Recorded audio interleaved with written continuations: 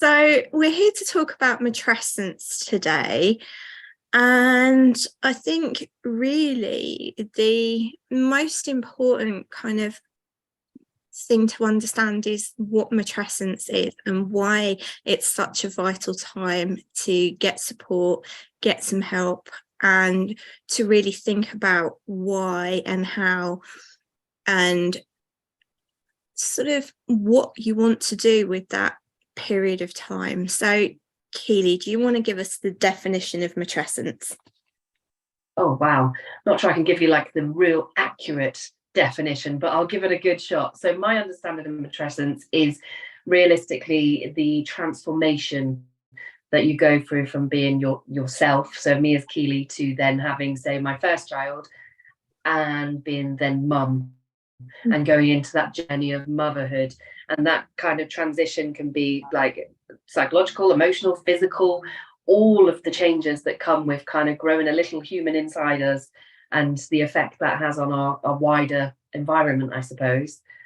Would that sound about right? Absolutely. And we often think about other transitions in our life, don't we? We think about sort of perimenopause, menopause, adolescence, puberty, all of that kind of stuff.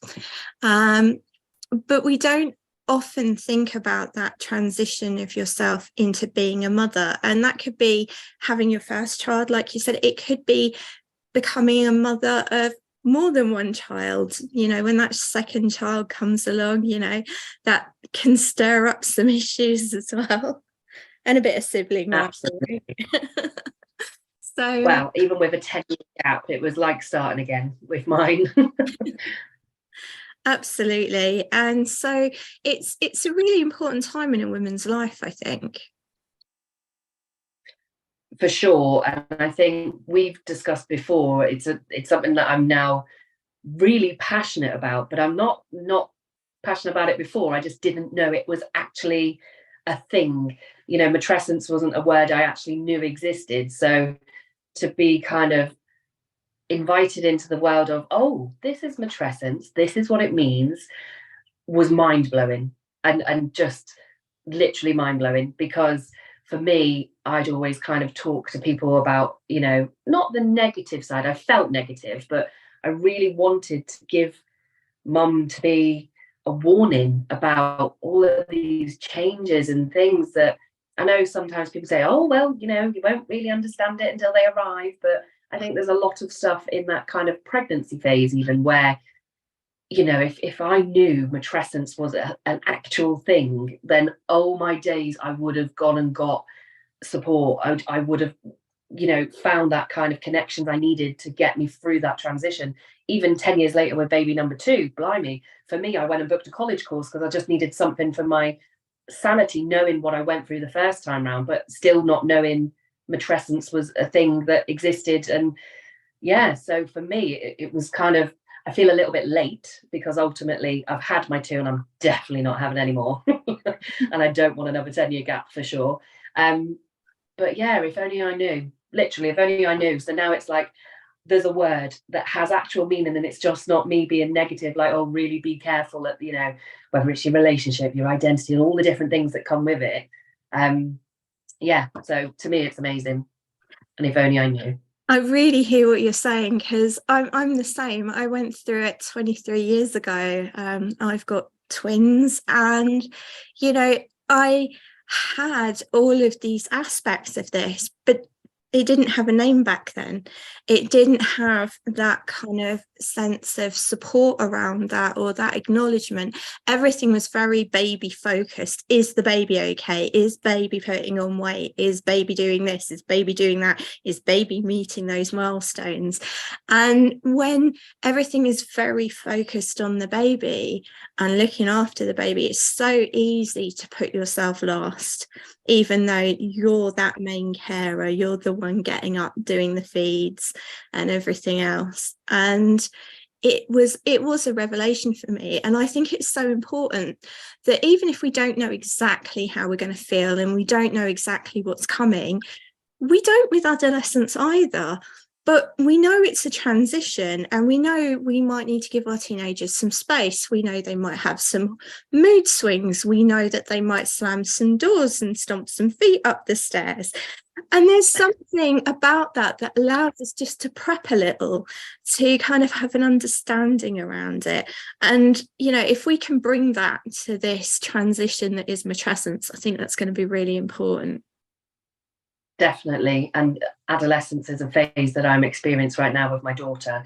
And yeah, it's testing probably for both of us, but interesting at the same time. But like you say, it's so much like the norm ultimately, isn't it? Like you say, expect the closing doors.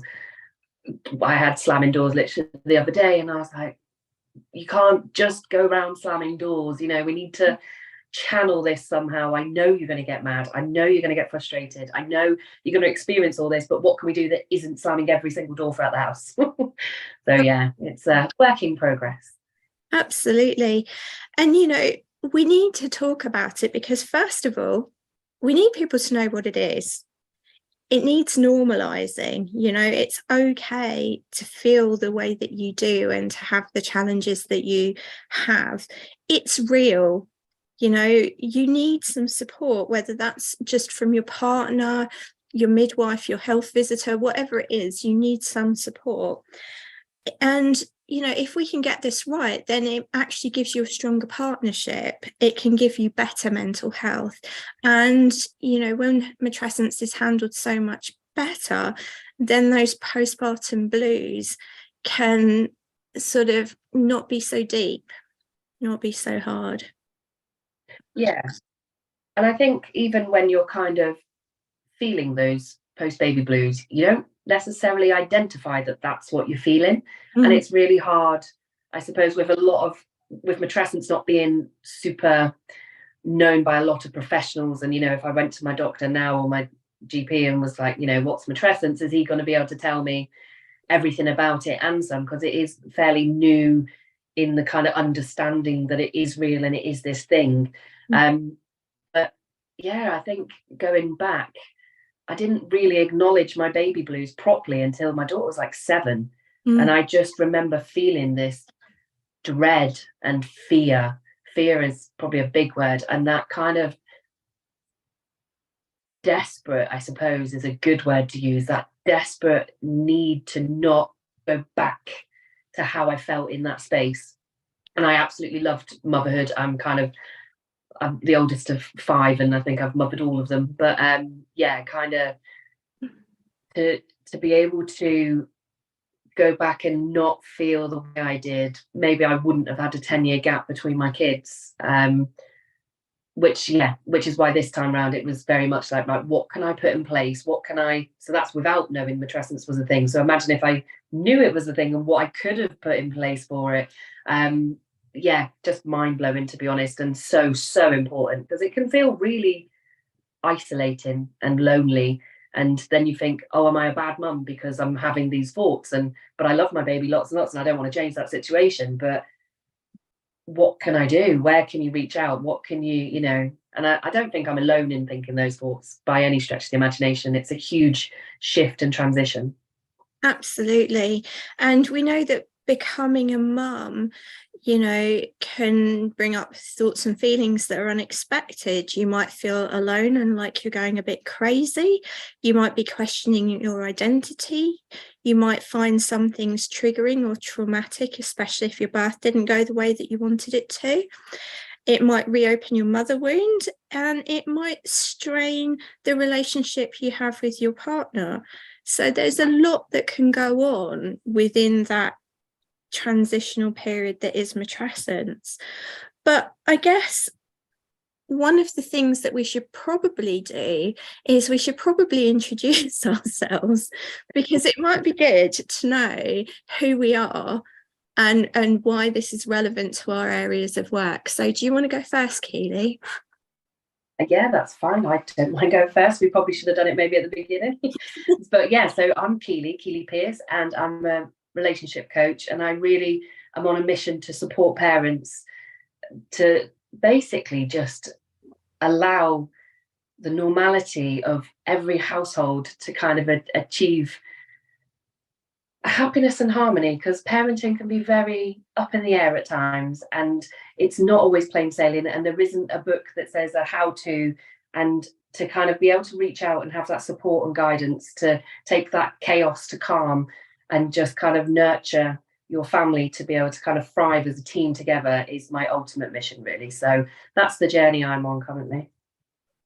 And I'm Charlotte, and I'm a psychotherapist. I work with daughters of difficult mothers and people who have mother wounds.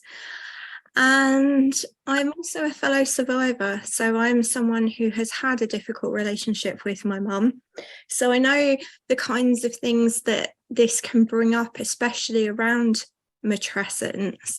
And I'm on a mission to help women have better mental health. And what better way to help them do that than to think about how we can have better mental health around the births of our children. I think it's so, so important, because it's a whole different video about kind of birth plans and how, you know, I know from my sister, and I was at the birth of my nephew, and as much as she kind of knew that, because she was at my daughter's birth, she knew that babies have their own kind of destination, don't they, way of coming and arriving. But for her birth, it was kind of everything that she didn't want happened, and actually that's led to kind of like a lot of trauma, to be honest, and a lot of issues for her mental health coming into parenthood. And those mother wounds, our background was quite traumatic with our mum, and we do have those mother wounds, but for her, she was so wrapped around the fear of not being enough for the baby, and kind of, even though she's a million miles away from our mum, she's a fantastic mum, but it's at the detriment of her mental health, because she feels like everything needs to be like ultimately as perfect as possible, and she puts in so much kind of first that she doesn't really even come second or third, to be honest. And that all stems really from the beginning of that birth plan to then that process and into like the mother wounds and relationships that we've had. So absolutely, it's like perfect hand in hand for yourself. So we are thinking that it would be a really good idea to try and cover each of these things, but we've only got a limited amount of time today. So what we're going to do is we're going to cover how matrescence can reopen your mother wound, and Keely is going to look at how this might affect your sense of identity and your sense of self. So I think those are really important topics to start with. And then what we'll do is we'll let you know how you might be able to get hold of the other videos that we're going to do next week, around sort of triggers, strained relationships with your partner, and those unexpected thoughts and feelings and things, because it would be really nice just to give enough space to just cover everything in a bit of depth so that we can actually think about this and talk about this. How does that sound?